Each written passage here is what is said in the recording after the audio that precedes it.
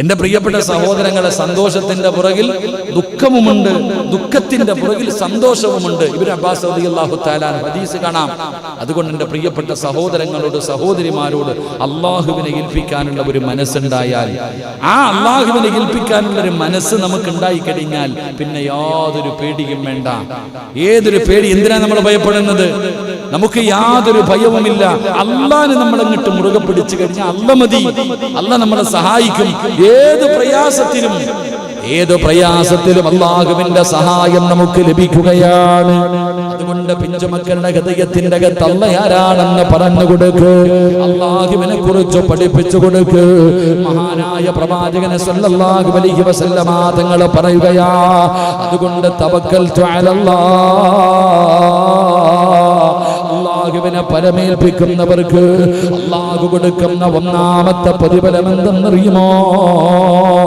മഹാനായ പ്രവാചകൻ സല്ലല്ലാഹു അലൈഹി വസല്ലമ തങ്ങൾ അവിടുന്ന് പരിശുദ്ധമായ ഖുർആൻ നമ്മളോട് പറഞ്ഞു തരികയാ,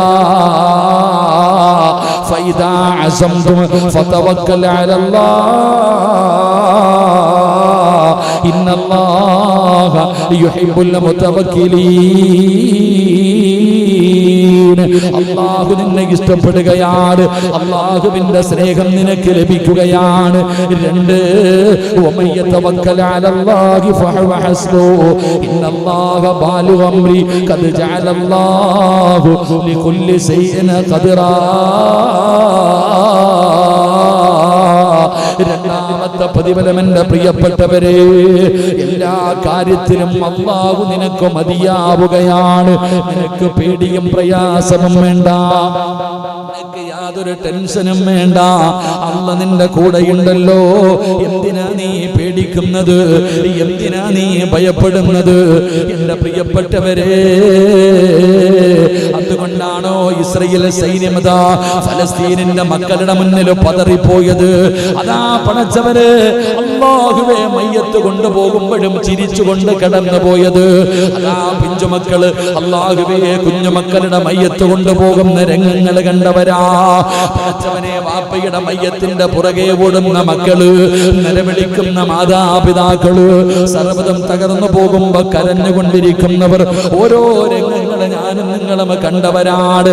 എന്റെ പ്രിയപ്പെട്ടവരെ, വെടിവെപ്പ് നടക്കുമ്പോഴും അല്ലാഹുവിന്റെ മുന്നിൽ കെട്ടിയിരുന്ന കയ്യം നടിക്കാൻ മനസ്സില്ലാതെ നിൽക്കുന്നവരെയും കണ്ടവരാ. അതുകൊണ്ട് എന്റെ പ്രിയപ്പെട്ടവരോട്, അത് വല്ലാത്ത ഒരു ഈമാനാണ്, അത് വല്ലാത്ത ഒരു ഈമാനാണ്. പ്രതിസന്ധികളിൽ തകർന്നു പോകാത്ത ഈമാനാണ്. ഹസ്ബുനല്ലാഹു നിഅമൽ വകീൽ നിഅമൽ മൗലാ വ നിഅമൻ നസീർ. അല്ലാഹു എന്റെ കൂടെയുണ്ടെന്നുള്ള ചിന്ത വന്നു കഴിഞ്ഞാൽ പേടിയില്ലല്ലോ, ടെൻഷനില്ലല്ലോ, പ്രയാസമില്ലല്ലോ, ഈമാനെ തകർക്കാൻ കഴിയില്ലല്ലോ. മഹാനായ ആദരവായ പ്രവാചകൻ നബി മുഹമ്മദ് മുസ്തഫ സല്ലല്ലാഹു അലൈഹി വസല്ലമ തങ്ങൾ ഇസ്രാഉം മിഅ്റാജും നടന്ന രാത്രി നിങ്ങൾക്കറിയുമല്ലോ. എന്തൊരു പ്രതിഫലമാണെന്നറിയോ? അല്ലാഹു ഹൃദയത്തിന്റെ അകത്ത് കയറിക്കഴിഞ്ഞാ, പിന്നെ മാറുകയാ, എല്ലാം മാറി മറിയുകയാണ്, അത്ഭുതം തോന്നുകയാണ്. അല്ലാഹുവിന്റെ പ്രവാചകൻ ഇസ്രാഉം മിഅ്റാജിന്റെ രാത്രിയിൽ അതാ അവിടെ നിന്ന് കാണാ മാസിത ബിന്തു ഫിർഔൻ. എത്ര മനോഹരമായ ചരിത്രമാണ് മാസിത ബീവിയുടെ ചരിത്രം. ഓർമ്മയുണ്ടോ മുസ്ലിമേ? ഇന്നത്തെ തലമുറകളൊക്കെ പഠിക്കേണ്ടതാ. അല്ലാഹുവിന്റെ പ്രവാചകൻ മുഖറബുൽ അംലാഖു മലക്ക് ജിബ്രീൽ അലൈഹിസ്സലാമും അല്ലാഹുവിന്റെ പ്രവാചകനും മിഅ്റാജിന്റെ രാത്രിയിൽ പോകുമ്പോഴാണ് ഒരു ഖബറിന്റെ അകത്ത് നിന്ന് സ്വർഗ്ഗത്തിന്റെ പരിമളം അടിച്ചു വീശുകയാ. സ്വർഗ്ഗത്തിന്റെ പരിമളം അടിച്ചു വീശുകയാണ്. അല്ലാഹുവിന്റെ റസൂൽ ചോദിക്കുന്നു, ജിബ്രീലേ, അല്ലാഹുവിന്റെ റസൂൽ അവിടുന്ന് ജിബ്രീൽ അലൈഹിസ്സലാമിനോട് ചോദിക്കുകയാണ്, അതാ സ്വർഗ്ഗത്തിന്റെ പരിമളം അടിച്ചു വീശുന്ന ആ ഖബർ കണ്ടപ്പോ അവിടെ നിന്ന് ചോദിക്കുന്നു, ആരുടെ ഖബറാ? ഏതു പ്രവാചകന്റെ ഖബറാ?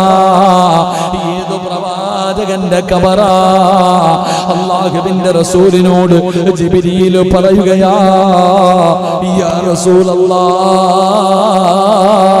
അത് പ്രവാചകന്മാരുടെ കബറല്ല, ഒരു ഉമ്മയുടെയും മക്കളുടെയും കബറാ.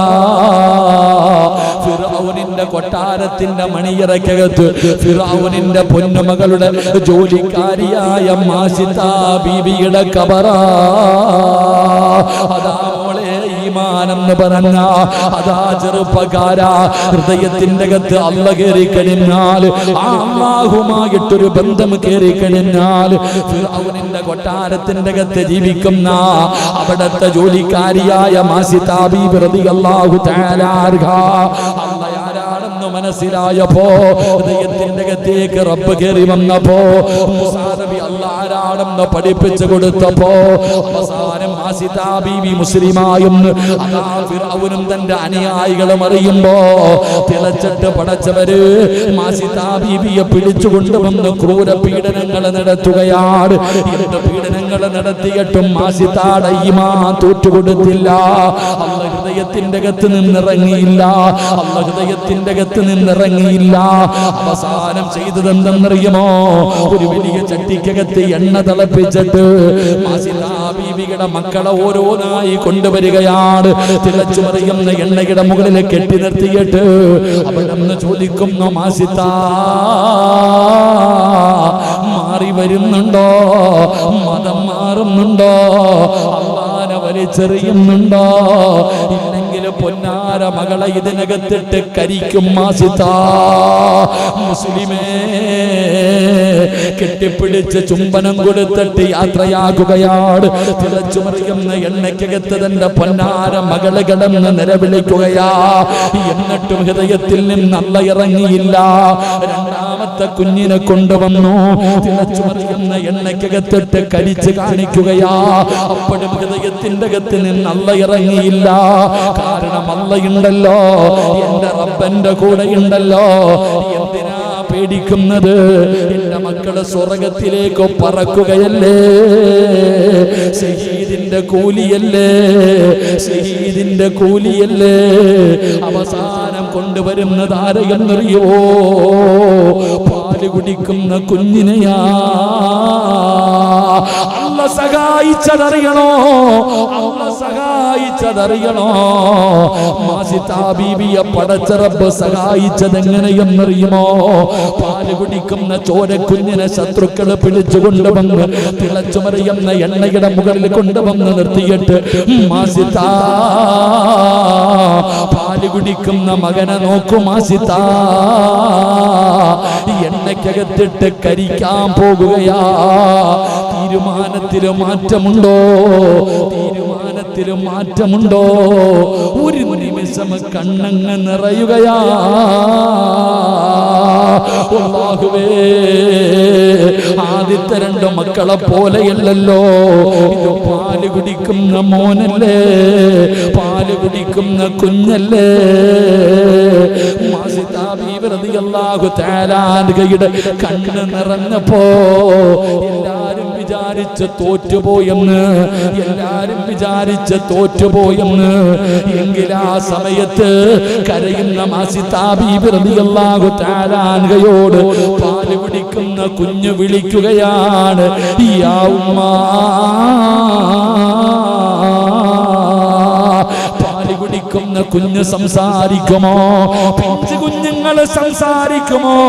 എങ്കിൽ ശത്രുവിന്റെ കയ്യിലിരിക്കുന്ന മാസിതാ ബീവിയുടെ പാല് കുടിക്കുന്ന മോനുണ്ടല്ലോ, അവിടെ നിന്ന് വിളിക്കുന്ന ഉമ്മാ, കരയല്ലേ ഉമ്മാ, തോറ്റുകൊടുക്കല്ലേ ഉമ്മാ, കൊന്നാലും അല്ലാഹുവിനെ വലിച്ചെറിയല്ലേ, കൊന്നാലും അല്ലാഹുവിനെ വലിച്ചെറിയരുത്, സ്വർഗത്തിൽ വെച്ച് കാണാം. എന്റെ പ്രിയപ്പെട്ടവരെ, മനസ്സിന്റെ അകത്ത് അല്ല കേറിയാ പിന്നെ അങ്ങനാ, അല്ല കേറിയാ പിന്നെ അങ്ങനാ. മൂന്ന് മക്കളും കണ്ണിന്റെ മുന്നിൽ കിടന്ന് കരിയുകയാണ്, വറുത്തെടുക്കുകയാണ്. അവസാനം ഫിർഔനും അനുയായികളും മാസിതാ ബീവിയെ കൊല്ലാൻ വരുമ്പോ, കൊല്ലരുത് പോകരുതെന്നല്ല പറഞ്ഞത്. നിനക്ക് വല്ല ആഗ്രഹമുണ്ടെങ്കിൽ പറ, ഒരുപാട് ഭക്ഷണം തന്നതല്ലേ, മോളെ പോലെ നിന്നെ ഞാൻ സ്നേഹിച്ചിട്ടുണ്ട്. വല്ല ആഗ്രഹവുമുണ്ടോ എന്നെ വെറുതെ വിടണമെന്നല്ല, ജീവനോടെ തിരിച്ചു വിടണമെന്നല്ല. പറഞ്ഞതെന്തെന്നറിയോ? എന്നെ നിങ്ങൾ കൊന്നിട്ട് കബറടക്കുമ്പോ ഈ കരിഞ്ഞു കിടക്കുന്ന 3 മക്കള് എന്റെ കബറിന്റെ അകത്ത് തന്നെ കുഴിച്ചിടണേ. ഇതായിരുന്നു പറഞ്ഞ ആഗ്രഹം. യാ റസൂലല്ലാഹ്, നബിയേ, ആ പെണ്ണിന്റെ കബറാണ് നബിയേ. ഇതിനകത്ത് നിന്ന് സ്വർഗത്തിന്റെ പരിമളം അടിച്ചു വീശുന്നത്. അല്ല കേറിക്കഴിഞ്ഞാൽ എങ്ങനാ? അതുകൊണ്ട് തവക്കൽതു അലല്ലാഹ്, അല്ലാഹനെ പരമേൽപ്പിച്ചു കഴിഞ്ഞ റബ്ബ് മതി മനുഷ്യ, അല്ലാഹു മതി മനുഷ്യ. മൂന്നാമത്തെ പ്രതിഫലം എന്തെന്നറിയോ? പിശാചിന്റെ ഉപദ്രവത്തിൽ നിന്ന് രക്ഷയാ. പിന്നെ ഒരു കളിയും നടക്കൂല. ഇബ്ലീസ് പരാജയപ്പെടുകയാ, ഇബ്ലീസ് പരാജയപ്പെടുകയാ. 4 നിന്റെ റിസ്കിന്റെ വിഷയം അല്ലാഹു ഏറ്റെടുക്കുമെന്ന് ആദരവായ പ്രവാചകൻ നബി മുഹമ്മദ് മുസ്തഫ. ആദരവായ പ്രവാചകൻ നബി മുഹമ്മദ് മുസ്തഫ സല്ലല്ലാഹു അലൈഹി വസല്ലം റിസ്കിന്റെ വിഷയം അല്ലാഹു നോക്കിക്കൊള്ളും. അല്ലാഹു നമുക്ക് ഭാഗ്യം നൽകി അനുഗ്രഹിക്കുമാറാകട്ടെ. സമയം 11 മണി കഴിഞ്ഞു. ഇൻഷാ അല്ലാഹ് എൻ്റെ പ്രിയപ്പെട്ട സഹോദരങ്ങളെ, ഇനിയും 4 കാര്യങ്ങൾ പറയാനുണ്ട്. അല്ലാഹു പഠിക്കാൻ ഭാഗ്യം നൽകി അനുഗ്രഹിക്കുമാറാകട്ടെ. ഒരുപാട് സഹോദരങ്ങൾ